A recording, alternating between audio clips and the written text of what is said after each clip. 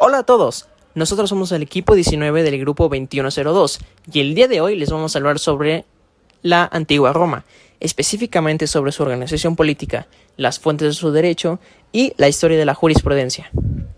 Antes que nada vamos a marcar la periodización política. Dentro de la periodización política encontramos que la antigua Roma se divide en 4 etapas principales. La primera de ellas fue la monarquía, después vino la república, posteriormente vino la diarquía, también conocida como principado, y al último el imperio absoluto. Vamos a hablar primero de la monarquía, la cual surge en el año 753 a.C., cuando Rómulo y Remo fundan la ciudad. Rómulo fue el primero de los 7 reyes romanos. La organización política de la monarquía se caracterizaba principalmente por contar con esta figura del rey, el cual contaba con lo que hoy conocemos como imperium, que es el poder absoluto de mando, el máximo poder político. Este imperium estaba sustentado en el auspicium, el cual era el poder de consultar a los dioses su voluntad. Como vemos, esta monarquía, al igual que muchas que hemos visto a lo largo de la historia de la humanidad, está sustentada en un carácter religioso.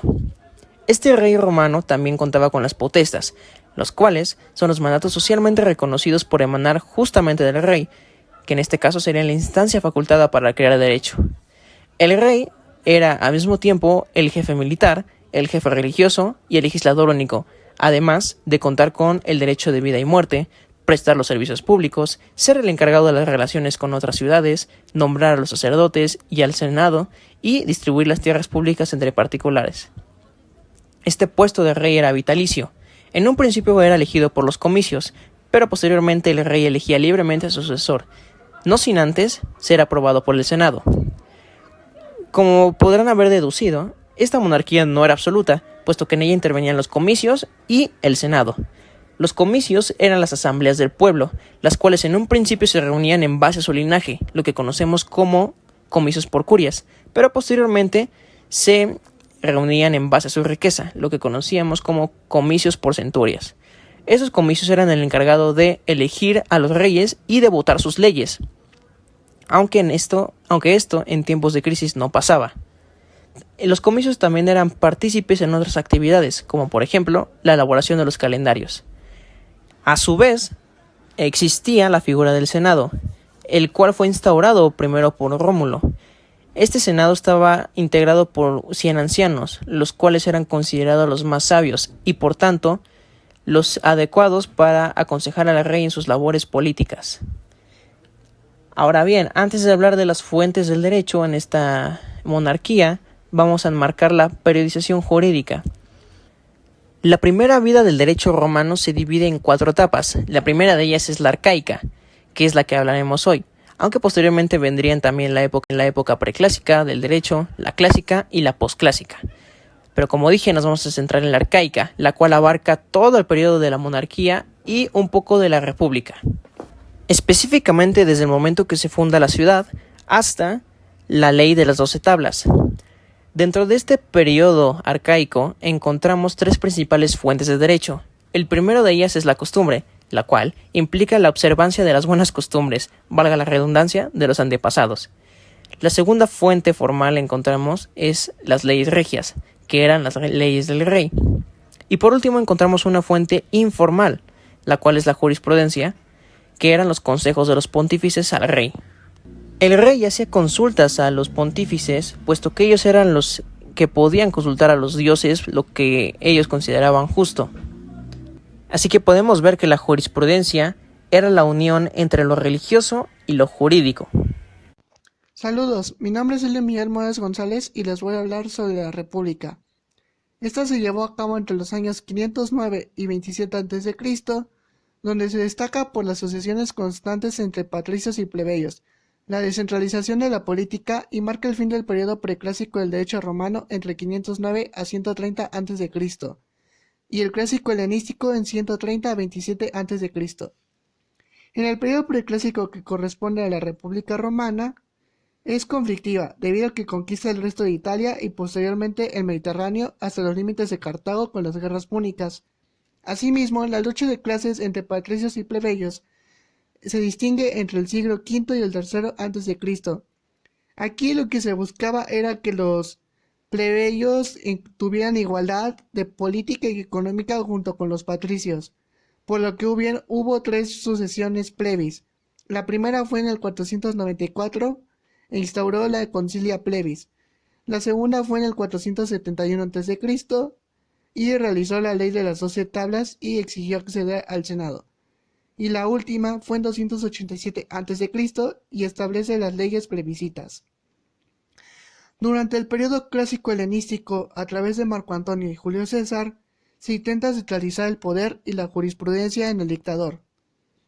Finalmente, las reivindicaciones más importantes de la plebe en las políticas fueron la Lex Orginia en 300 a.C., la Lex Publilia entre 351 a 339 a.C. y la Lex Hortensia en 287 a.C. Mientras que las económicas, la más rescatable es la Lex Poetelia Papira, que suprimía el nexum de la esclavitud y la ejecución por deudas entre el 313 a 326 a.C.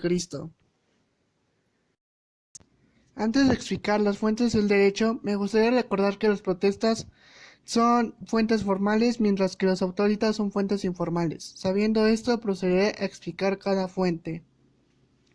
Las leyes rogatas son protestas que se destacaron por la ley de las 12 tablas. Entraron en vigor a partir del siglo V a.C. y fueron escritas por 10 magistrados llamados decemviro, en base a antiguas constituciones de las polis griegas, así como de los mores marium, es decir, las costumbres romanas. Esta ley entró en vigor hasta el 450 a.C.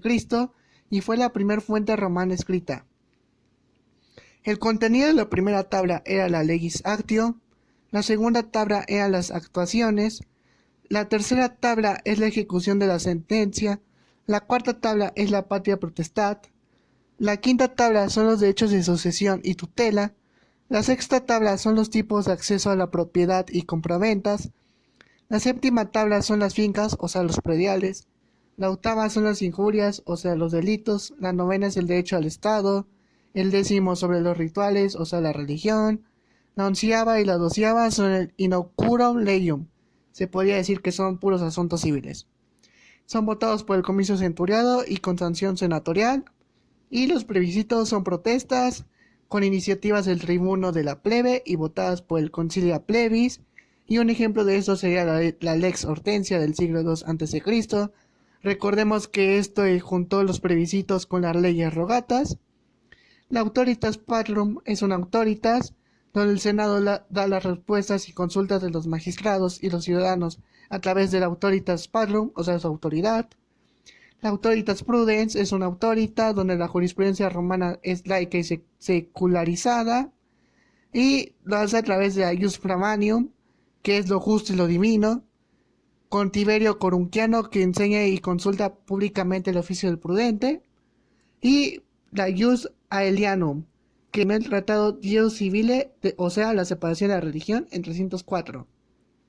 Por último está el edicto de los magistrados, que son protestas, por lo que se crea el Ius Honorarium a través del Ius Edicendi para los cibes y los peregrinos, y es creado por los pretores y los ediles anualmente.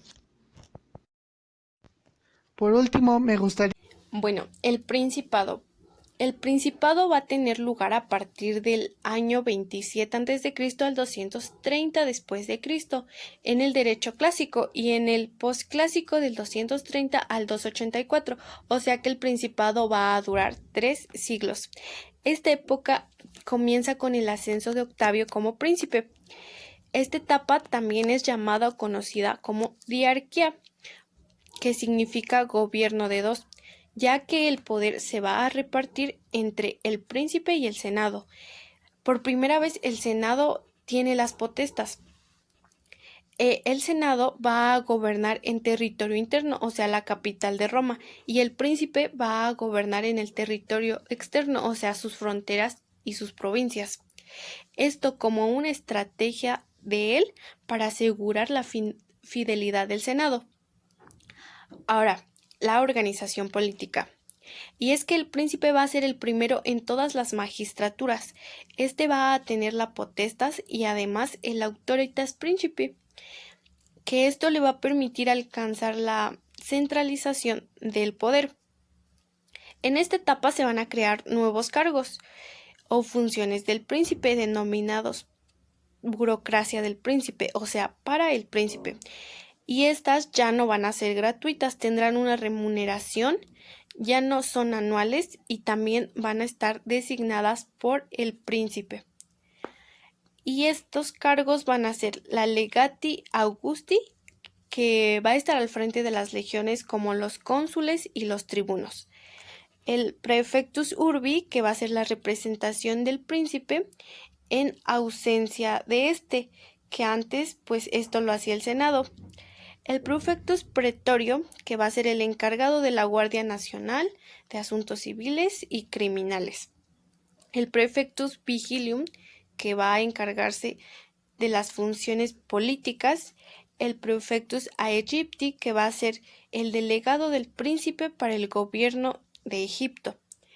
Y pues con esto nos vamos a que la centralización del poder pues se va a lograr alcanzar a partir de que estos cargos pues están subordinados y que el Senado y las asambleas pues van a decaer y pues al final las asambleas van a desaparecer y también las facultades pues que tenía el Senado, lo que nos lleva a las fuentes del derecho.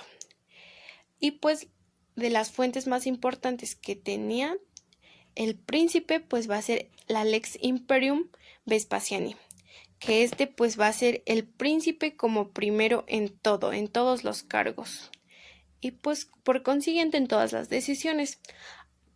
El Senado Consultos, que es la respuesta del Senado, pero solo como cuerpo de protocolo, o sea que siempre va a justificar las decisiones que tome el príncipe, nunca las va a contradecir y por lo tanto pues la jurisprudencia. Aquí se da el proceso de centralización y colegiación de esta y además pasa de ser una fuente informal a una fuente formal del derecho. Y aquí van a nacer las dos escuelas juristas clásicas, la proculeyana y la sabiniana. Pues los juristas pues ahora van a poder ser los quibes. Y el príncipe, por medio del autoritas príncipe, va a dar el reconocimiento social y estas escuelas, pues que eran autónomas, se podría decir, finalmente pues van a ser para el príncipe, o sea que al final también se van a subordinar al príncipe. Y la última etapa es el dominado o imperio absoluto. Este tiene lugar a partir del año 284 al 476 y hasta 1453 después de Cristo con la caída del Imperio Bizantino, siendo este el periodo más largo de la historia romana. Y este es el derecho posclásico. Bueno, pues el dominado. Dominado en latín, que significa señor, que el poder recae en el señor, en este caso en el emperador. Y a esta etapa también se le va a llamar diarquía, pues Diocleciano divide el imperio en dos partes, el imperio de Oriente y el imperio de Occidente, esto con la finalidad de mejorar la administración del imperio, cada uno con un emperador y un viceemperador, o sea, un Augusto y un César. Por lo tanto, el poder se reparte en 4 personas. Augusto tiene un papel muy importante, ya que va a lograr la subordinación del ejército. En el ámbito político se impone una autocracia bizantina, ya que el emperador posee todas las potestades y por lo tanto va a tener todas las facultades. La burocracia se va a someter al emperador. Este va a ser el comandante militar, legislador único y también el protector de la Iglesia Ortodoxa, o sea, es el jefe supremo. Ahora, la burocracia. Los cargos van a ser el Magister Officiarum, que va a encargarse de los oficios del imperio y brindar un reporte al emperador. Eparca de Constantinopla. Esta se va a encargar de mantener el orden y las actividades económicas. Questor Sacri Palati se encarga de la seguridad del emperador. Praepositos Sacri Cubiculi